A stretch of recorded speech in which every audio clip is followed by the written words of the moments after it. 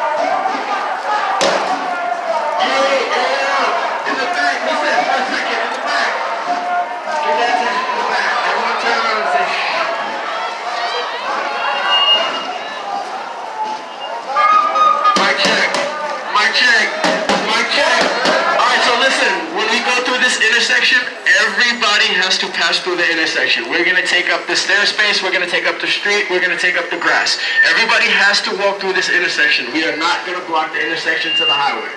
We do not want those problems. So when we come through, we're all going to come through, fill up the space by the stairs, fill up the street, fill up the grass, okay? Thumbs up if you understand what I'm saying. Pick those up. That's what I did. But my whole point was that we said you earlier, don't need one. You don't need one. with the police. I know. Speaking to the police, we are I not can even pick going to those up pretend tomorrow, that but they there's no sense in doing it. I know. You know what I So mean? again, we're going to come through, But this is straight you, through the man. intersection, fill up the I street, might put one up tomorrow. I'll see what happens. Keep moving.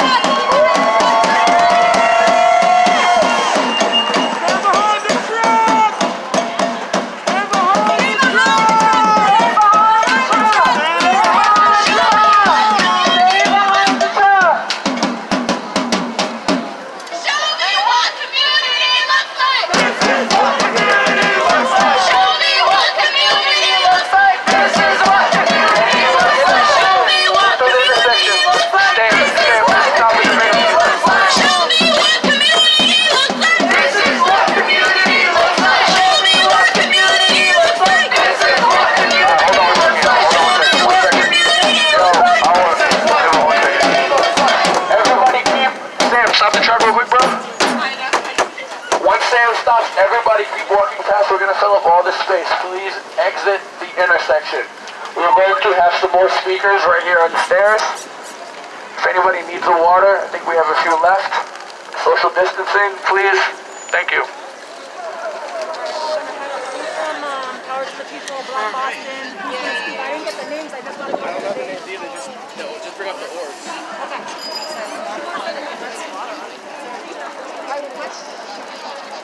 Pick up the bag.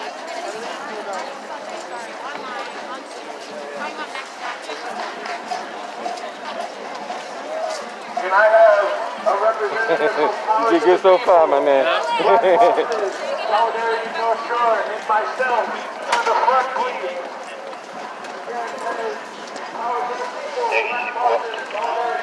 AKC form. Yeah, units to get block Clarendon and St. James in case traffic is backing up here now before it gets more down here. Clarendon and St. James, I'll get your car, Delta 431.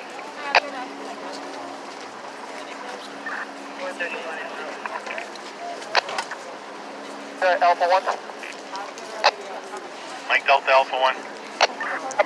If you have a second service unit, send them. No units alone up there. Just wanted to say hello before I got to you. All right, Delta 4.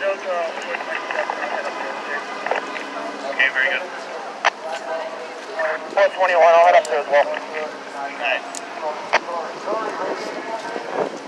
Get a second? Clarendon and St. James. Yeah, they're like 2 blocks away from where the protesters are. Just keep see some vehicle traffic building up down there. 3875. 3875. Yes, so we were telling the school, but I think of it. Well, the traffic is blocking at Street and Dartmouth, but if someone can tell them just to move up, then the other guy can get through the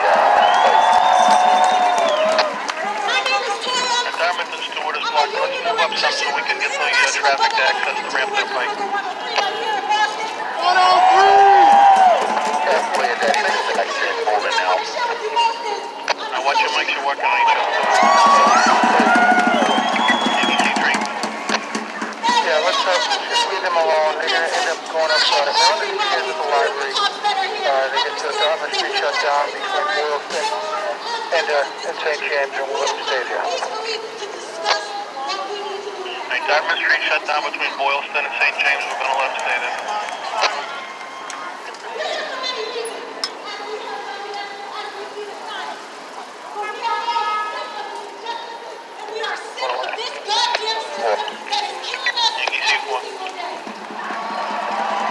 Yeah, intersection, the Dartmouth and St. James is clear, but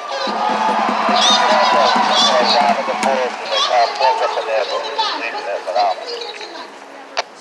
Right, Dartmouth and St. James is clear. They're pretty well covered there at Dartmouth and Boylston. We're going to leave them there. Millions of votes have yet to be counted. It's not surprising considering all the voter discrimination that was happening, all the disenfranchisement that was happening all over this country. He's posting tweets trying to invalidate mailing boxes. Right here in Copley, someone set fire to one of the drop boxes. It's ridiculous, exactly. But no matter what, Trump has shown us that he's not going to accept defeat. But we're tired of him and his lies. We're tired of him and his lies and his inability to deal with this goddamn pandemic. And that's why we are building a mass movement, and we will drag him out of the office if we have to. But to do that, we're gonna have to shut down the system with mass civil disobedience. To do that, to shut down the system, we're gonna need all our students to walk out. Who remembers the Boston public school children who walked out over budget cuts?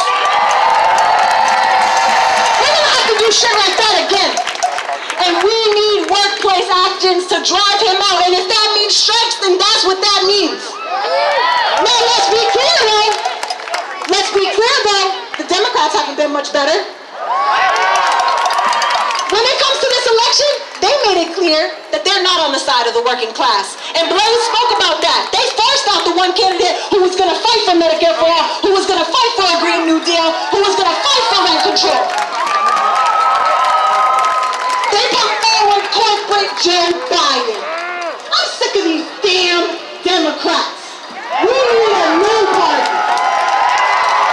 We need a new party made up of workers, made up of organizations, made up of students, made up of indigenous groups. We need a new system.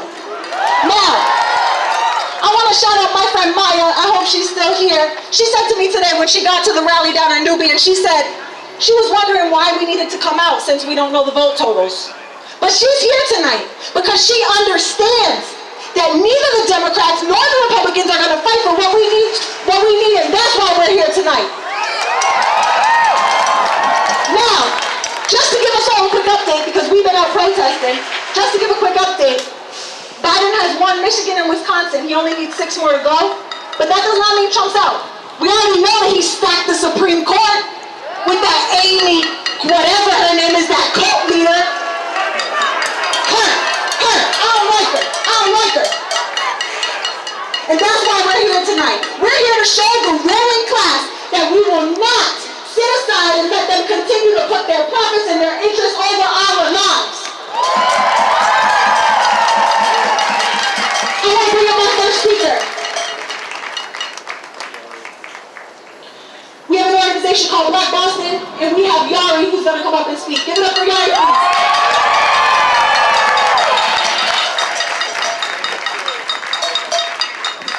Yari, up. Again, let's give it up for Yari, please.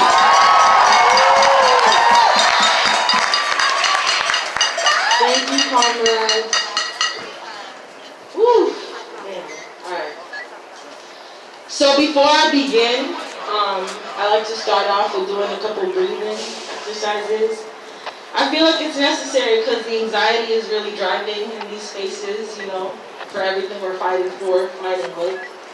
So if everyone here can just join me, we're going to take a deep breath in, and we're going to exhale it out slowly. We're going to do this 3 times, all right? So exhale in, exhale out. Exhale in, exhale out. The last one, take it in real slow, okay? Exhale in, take it out slowly. How do we feel?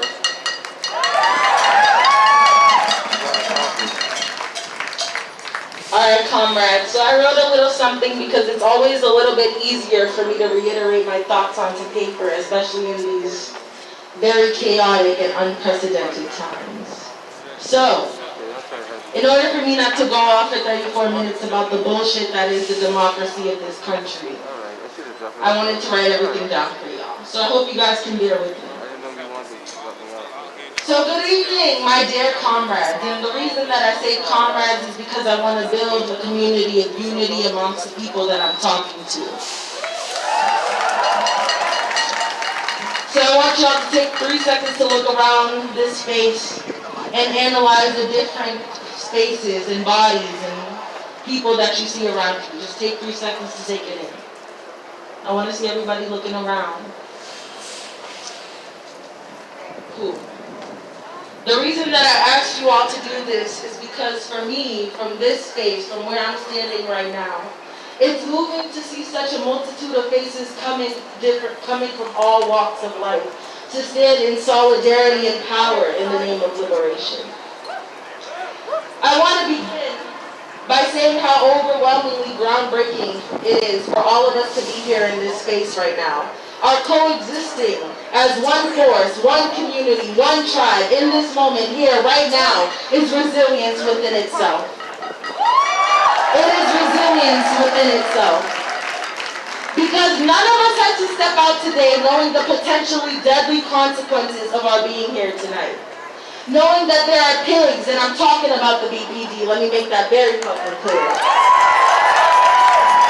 who are pawns of a historically oppressive regime that tend to be quick with the trigger, heavy with the baton, and delayed with the demonization of people that come out, only shielded with shaking voices, cardboard signs, and nothing left to lose. I mean, look at us.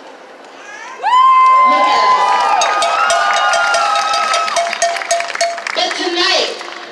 But tonight, each and every single one of us have chosen to be fearless. We have chosen to be warriors because that is exactly what we are, my dear comrades. We do not shrivel in the face of the opposition, but jump at the chance to run them down. Because we are a generation and a people that do not let up at whatever crumbs the oppressor decides to say is enough for us. We dictate our freedom. We dictate when enough is enough. We dictate when the battle for equity is won. And we as comrades, as warriors, as militants, as fighters within this revolution, we understand that this battle is nowhere near over.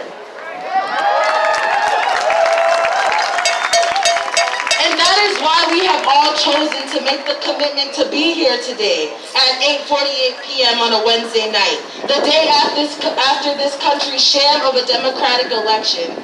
Sorry to say liberals, sorry citizen centrists, and sorry to the extremists in this group, but we are not fucking finished.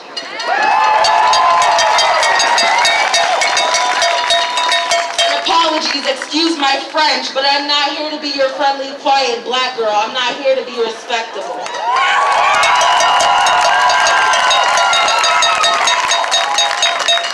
In a city as centrist and as neoliberal as Boston, it's easy to be disillusioned by the false promises and hopes of progress. Progress, you saw the quotation marks on my hands, and change under a stagnant but similarly destructive democratic reign. In Boston, there tends to be this rhetoric that the pigs of the shithole that is the Boston Police Department are not that bad. They're not like those cops. But this summer, they beat us too. They tear gassed us too. They pepper sprayed us too. They arrested us too. Do not let the rhetoric that ingrains Boston's ideologies make you feel disillusioned. BPD is like that. But so are we. And I'll never forget, because when we have a Democratic reign coming in nice and slow, people tend to forget what happened here.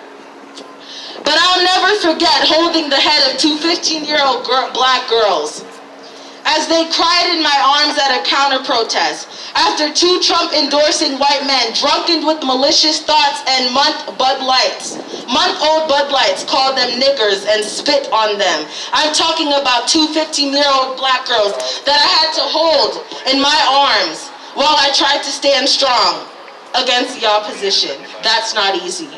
I'll never forget the screams of peaceful protesters at the very protest that we held in our city when they cornered us, and when I say they, I mean the pigs of the Boston Police Department, as if we were common criminals, like mongrels, like dogs, like rats, as if they were rounding up animals in a zoo and not people who were asking barely to be allowed to exist.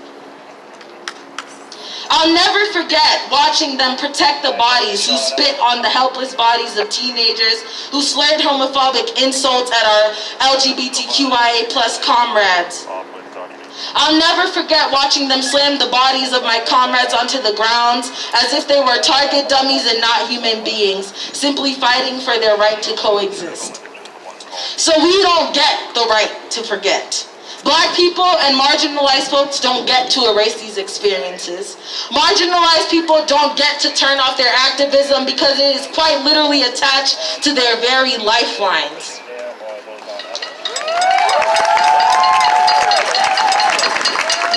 So to the white liberals in the space, let me repeat that, to the white liberals in this space, because I know there are a lot of you. While you're having brunch at Milkweed and taking selfies of your LL Bean boots in the snow, as your marginalized peers are legitimately fighting for their lives during a global pandemic and a revolution, just try to remember that some of us don't get the chance to forget. We don't get to disregard trauma because we are literally the products of it. We don't get to ignore the reality because doing so could very much cost us our legitimate lives. So, I'm not saying that it's not okay to enjoy the pleasures of life as we know it, but it is about reading the room and understanding why you're privileged enough to do so, while others have to watch it as they cripple with anxiety for the next verdict, for the next headline, for the next dead black body to turn into a hashtag.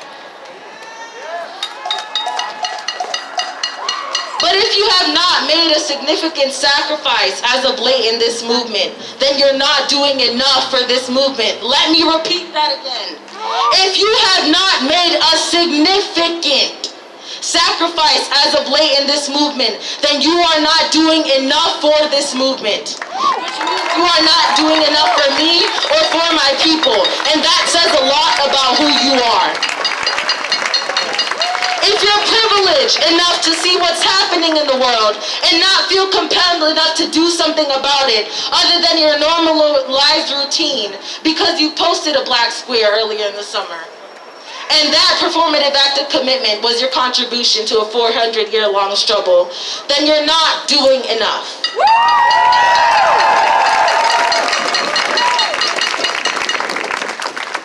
And sorry to the liberals and centrists that are tired of seeing our posts on Instagram that inconveniences the aesthetic of their feeds as the corporations feed off of their distractions while they continue to distribute, and when I say they, let me repeat again, I'm talking about the Boston Police Department, the pigs of the Boston Police Department, because we don't humanize pigs. While they continue to distribute bullets through our bodies for target practice and deliver empty court verdicts of false promises and hope. Apologies to my liberal comrades if our activism can inconvenience you. If our fight for our lives inconvenience you, we're simply just trying to survive.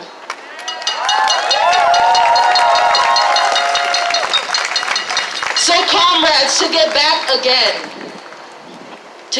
again, because we know why we're here tonight. Do not let Biden leading fool you into complacency. Let me say this again as an Afro-Latina black woman who's an abolitionist who's tired of saying this shit to the Democratic Party. Do not let Biden lead you into complacency. Do not let the false idealization of identity politics push you into believing that a white straight male man who worked under a black war criminal, and I'm talking about Obama, can give you your freedom.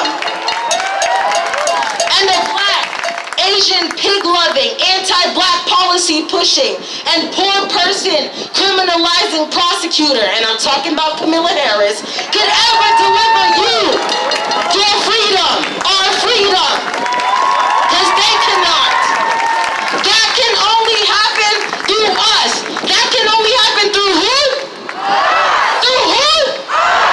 Through us. Our freedom will be delivered by no one but us. Because, let me tell y'all straight up now, I feel like this should be very clear after all these months. But if it's not clear, let me reiterate to you that Democrats and Republicans are the same oppressor with a different face. The only difference between Democrats and Republicans is that Democrats smile as they rip the knife through your body and your hopes towards a better future. So do not be fooled. Do not be fooled, comrade, and I really want you guys to listen to me because I don't want you guys to leave here as this is something that passes through your ears. Listen to me now. Do not be fooled. It does not matter who sits at the head of the table if the table was built on a broken foundation. Let me repeat that again. It does not matter who sits at the head of the table if the foundation of the table has always been broken.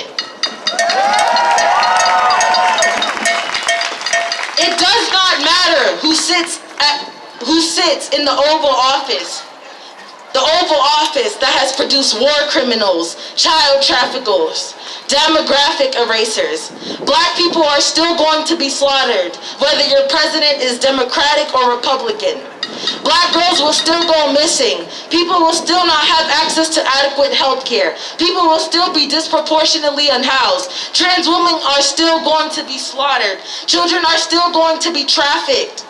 Parents will still be locked in cages. I keep repeating the same things because I need y'all to understand that these things will keep happening. It doesn't matter if you have black faces in high places. These things will keep happening because it is the system. Because it is the what? The what? It is the system.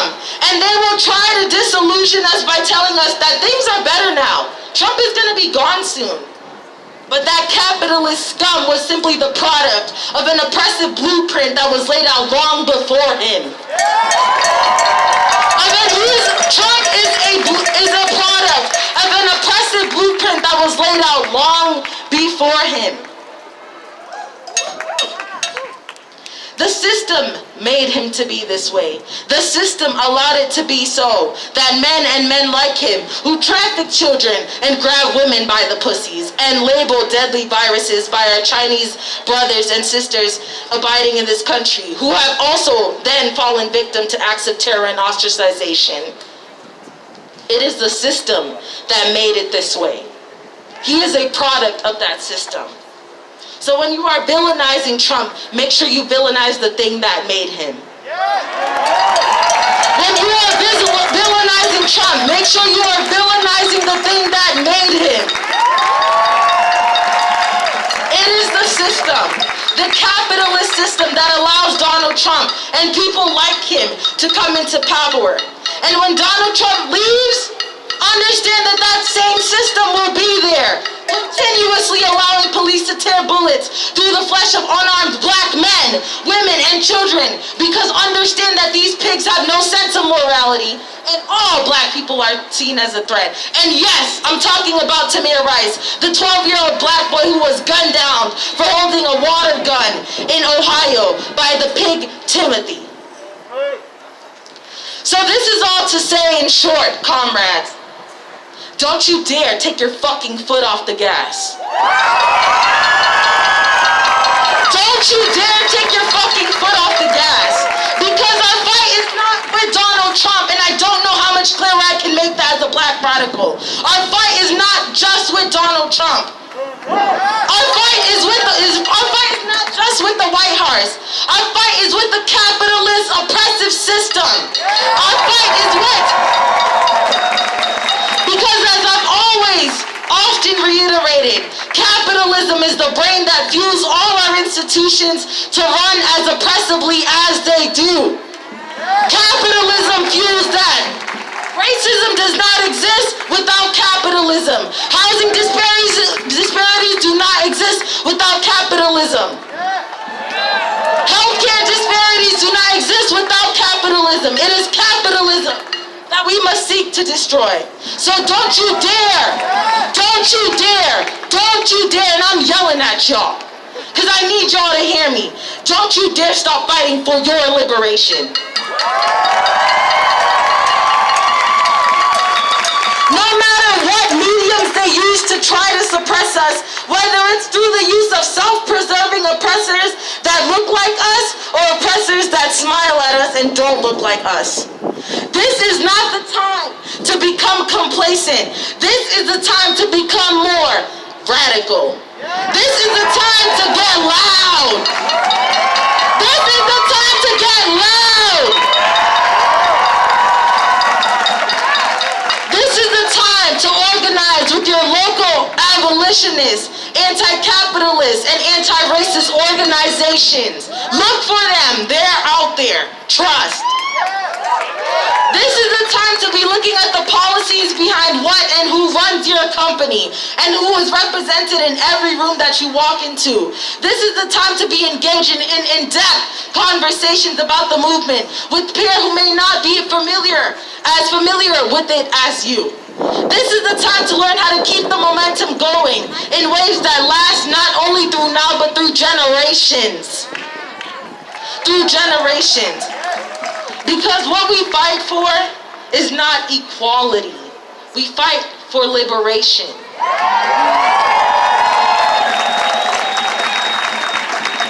Understand, comrades, that this, right now, right here, what we do after this, after you leave this protest and go home, this is the most crucial time for every single one of us. And that is why it is absolutely necessary for us to keep our fucking foots on the gas now more than ever. Now more than ever. Because the moment, and I need you guys to hear me, because this is not a cap. This is not a lie. This is not a joke. The moment we take our foots off the gas, that is when activists start dying randomly. That is when local organizers stop fighting. That is when the pigs get to work in a silent but deadly method of removing black revolutionary leaders and our allies. That is when organizers start being murdered or systematically removed from the picture. That is when they start to silence us and suppress us in ways that eradicate the movement. Do not let them.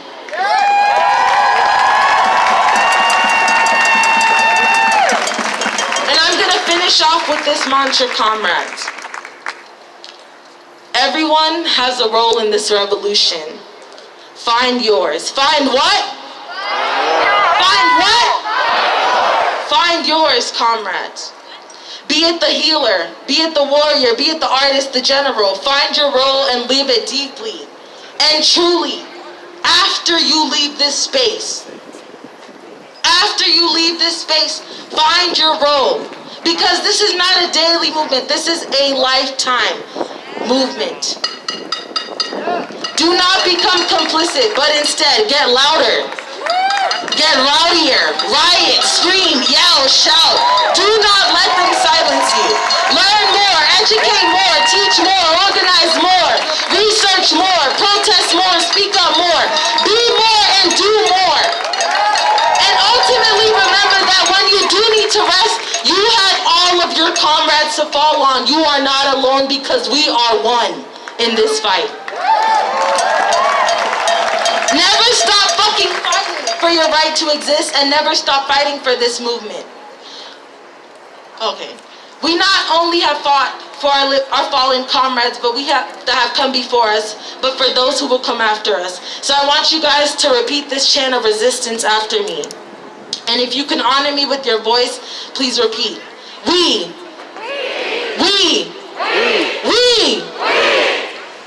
children of the liberation will achieve liberation.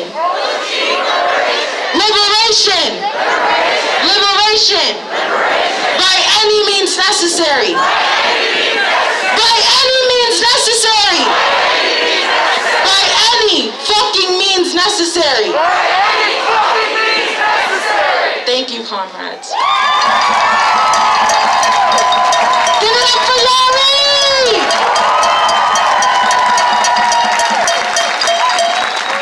I didn't want to rush, but we have a time limit to be here, so I want to make sure we can hear from everyone. But I'm so glad she was talking about what we need to do to get Black liberation. Whose lives matter? Whose lives matter? And we're all here today because we understand that we need working class solidarity from all people if we want to get true Black liberation. I love that sign right there. Justice for Breonna Taylor. Love that sign right there. Next we have Lance, who's from Power to the People. Give it up to Lance.